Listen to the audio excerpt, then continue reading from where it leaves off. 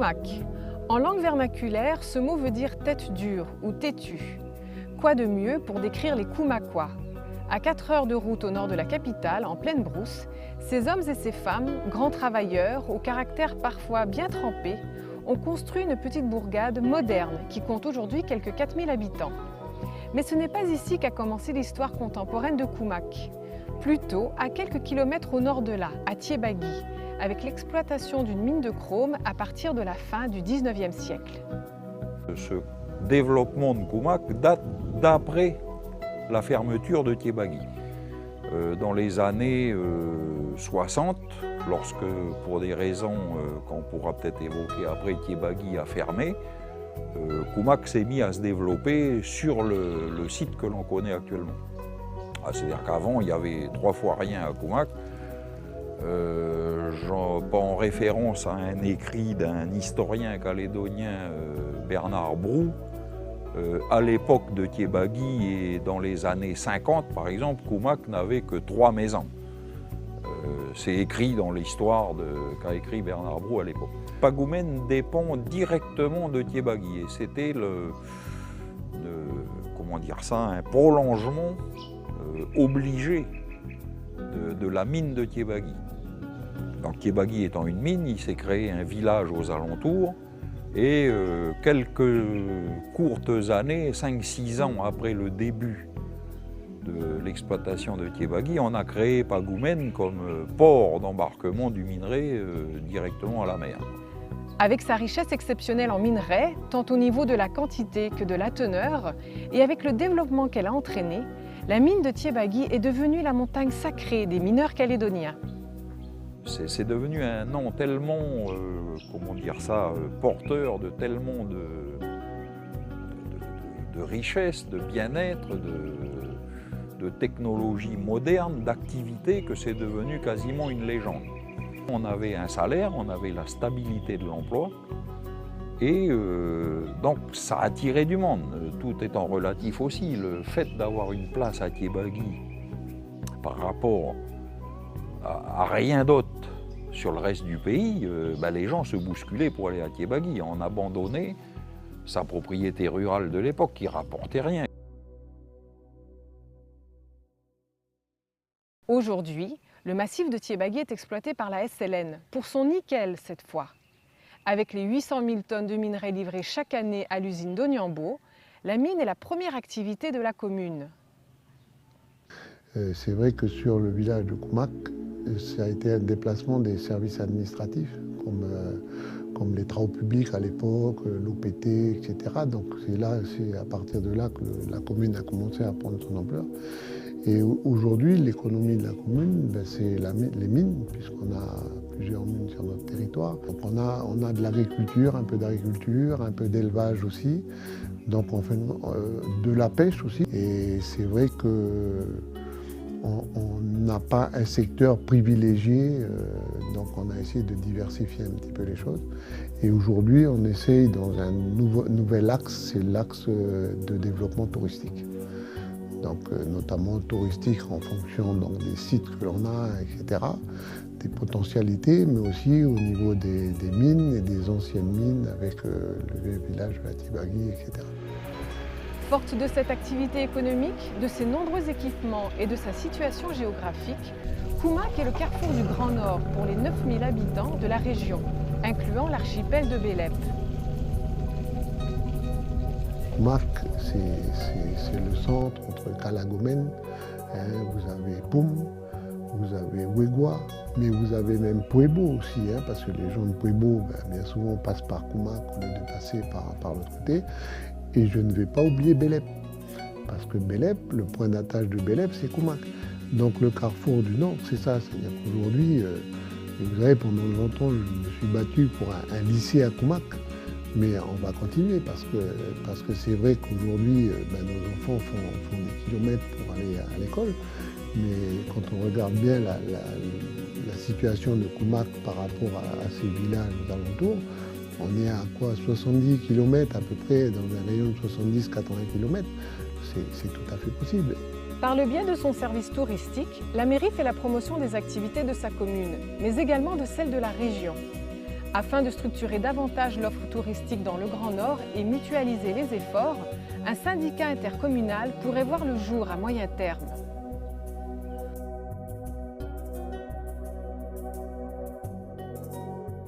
On voudrait bien maintenant, dans la mesure où nous on a développé notre axe touristique, c'est que Koumak devienne aussi le pôle de distribution touristique. Aujourd'hui on le fait comme ça, par les liens qu'on a entre les uns et les autres, mais je voudrais bien mettre un syndicat intercommunal en place avec, au niveau touristique, avec une destination Grand Nord, et où on pourrait aller sur Calagomène, sur Poum, sur Bélep, sur Ouébois, sur Pouémo, même Yingen, pourquoi pas en partant de Koumak. Donc voilà un petit peu notre position, et c'est vrai que je vous disais, c'est un avantage et c'est un inconvénient. Là aujourd'hui, on est en train de travailler sur un centre commercial. C'est pareil, ce centre commercial, si demain il existe, il va servir aussi aux populations du Nord. Et voilà, donc aujourd'hui, le dernier centre commercial, c'est Koné. Donc il en faudrait un dans le Nord maintenant pour que les gens puissent bénéficier aussi de ces infrastructures et puis de ces possibilités d'achat. En attendant, ce sont entre autres choses pour ces équipements culturels et ces expositions que l'on vient sur Koumak.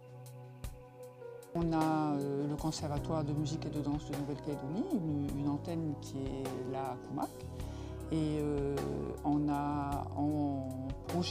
a déjà une médiathèque, mais cette année on va lancer des appels d'offres pour une nouvelle médiathèque sur le site où on a le Conservatoire de musique. Et donc voilà, et on a le projet en fait de faire un parc culturel où on va avoir toutes nos activités culturelles regroupées en un même lieu. Ça ne peut que devenir plus dynamique parce que voilà, les budgets évoluent et puis on a de toute façon l'envie de créer de l'animation, que ce soit animation pure ou culturelle. C'est donc une commune de culture qui serait en train de se dessiner à Koumak. Que de chemin parcouru depuis les divertissements de l'époque de Thiébagui. Il y avait des balles régulièrement, des arrivées de Père Noël, il fêtait Halloween, il y avait des clubs sportifs qui étaient très dynamiques, donc qui faisaient aussi des animations. Et il y avait aussi beaucoup, sur Thiébagui, des fêtes communautaires. Donc avec les communautés qui habitaient sur le site, et donc ils faisaient partager un peu leur culture à l'ensemble des habitants de Thiébagui, de Pagoumen. Et ça dérivait un petit peu sur la culture avec les communautés qui étaient là parce qu'effectivement là, elles montraient un peu leur culture en fait, qu'elle soit culinaire ou les danses et tout ça. Mais c'est vrai que c'était beaucoup divertissement. Des personnalités artistiques telles que Henri Fairbank, chanteur et accordéoniste, ou encore Sari Marto-Taro-Eno, photographe, musicien touche-à-tout et fondateur du groupe Les String Bands, ont profondément marqué les soirées de Thiébagui.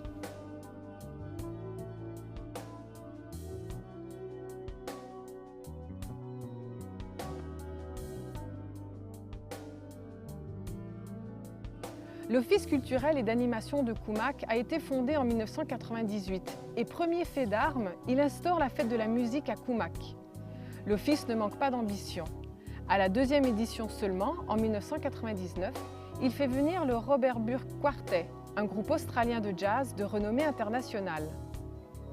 Tout comme le divertissement et la culture, le sport s'est peu à peu fait une place à Koumak. Certains Koumakois se sont particulièrement illustrés au niveau national et au-delà.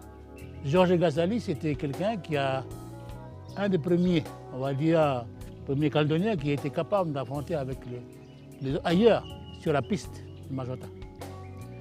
Les deux frères Baï, c'est Louis Baï, surnommé à Koumak Loulou, et puis son frère, c'est Henri Baï, qui était surnommé aussi Riquet.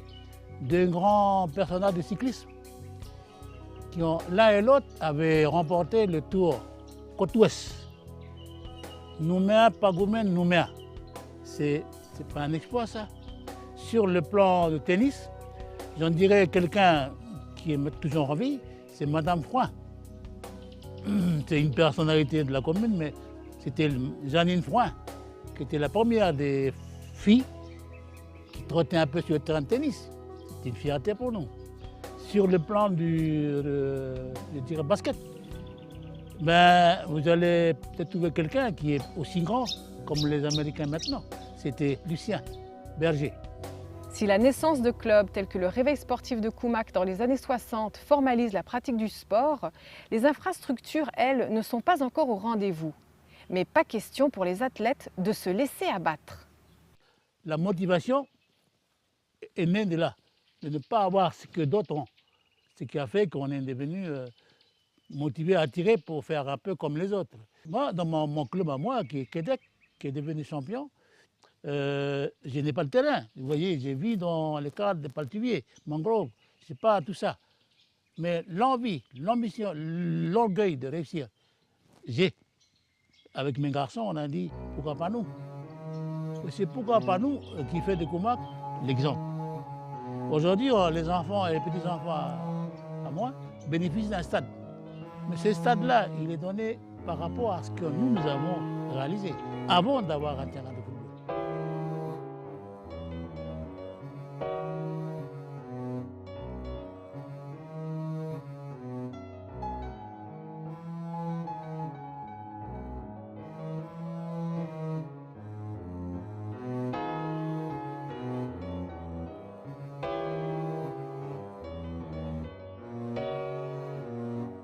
Certains clubs sont très actifs et se distinguent. L'impassible Nord Koumak Tennis de Table a accueilli des championnats continentaux de tennis de table. Il a remporté même 12 médailles d'or aux Jeux du Pacifique.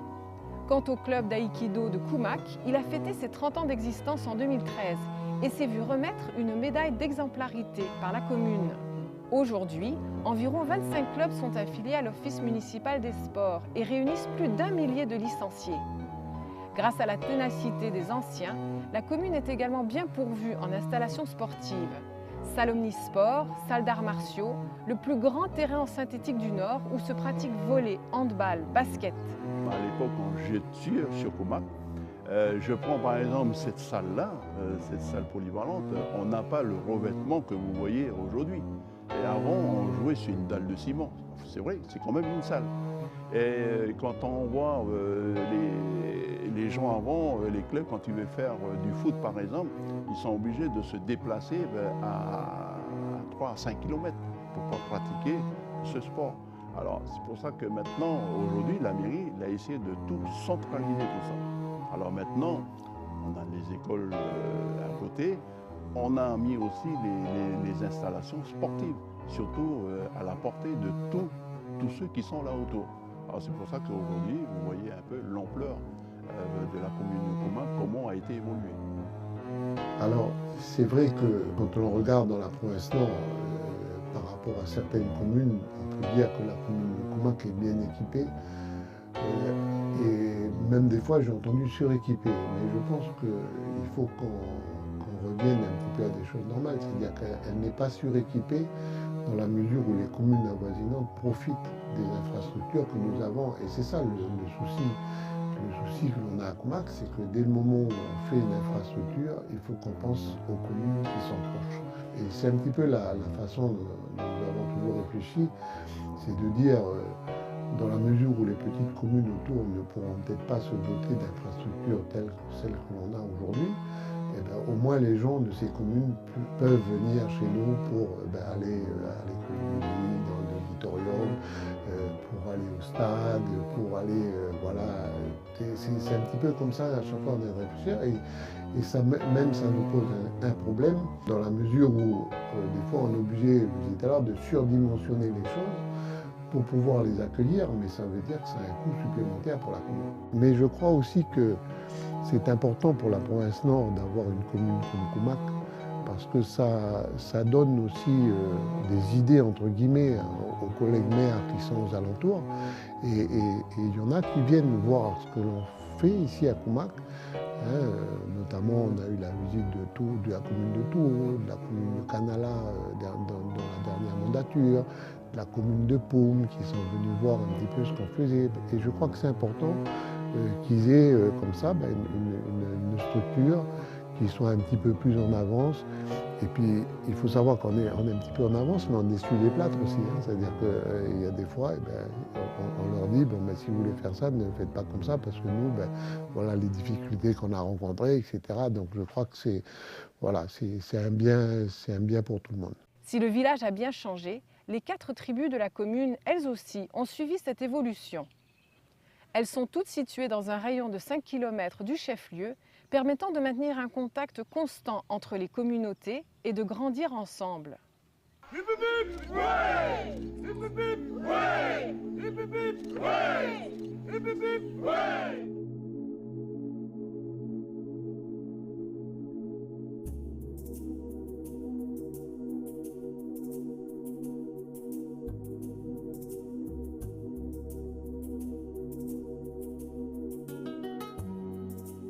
Il y a toujours des liens entre nous et les autres. Et ces liens-là, c'est depuis des années, et on n'a rien de mal entre eux. Voilà. Ça, malgré il y a les politiques. Mais les politiques, c'est l'arrivée, mais on a toujours trouvé une base qui était bien. On est bien avec les amis du village et aussi de la tribu. Je dis comme ça, c'est pas pour l'orgueil, mais pour dire que Koumak, c'est un village de paix. On est toujours bien avec les amis. On voit maintenant des maisons. Autrefois, c'est torché. Des maisons torchées, maisons à paille.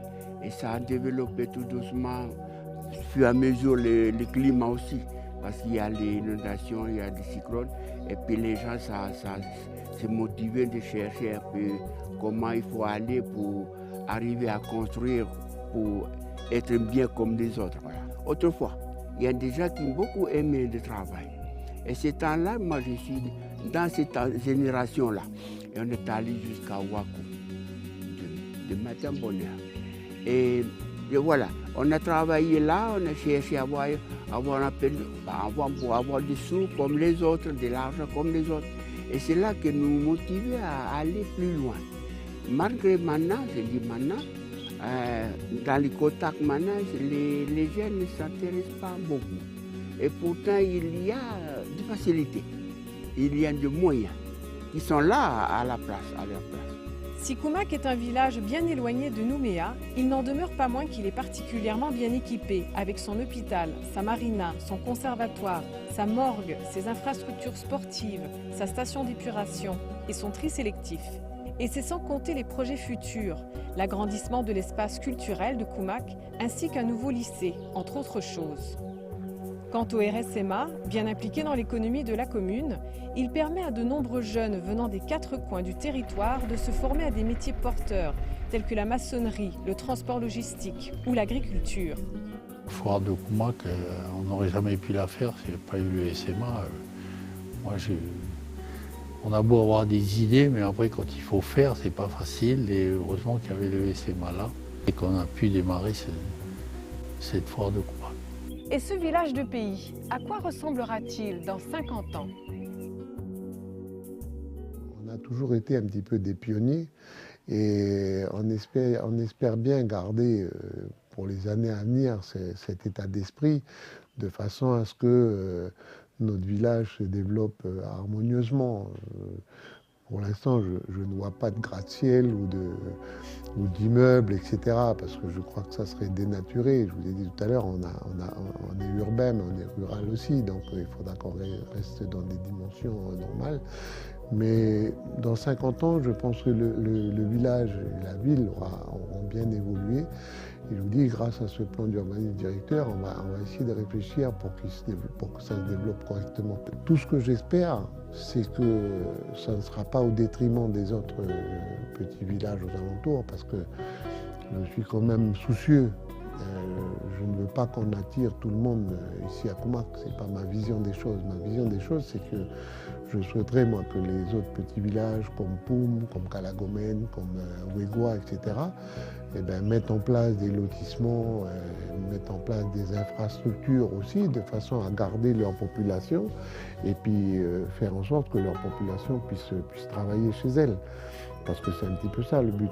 Pourquoi? Parce que si Koumak grossit de trop, c'est vrai que c'est des coûts de fonctionnement, c'est des investissements qui coûtent cher, etc. Donc C'est un agrandissement raisonné, on va dire, un petit peu du village.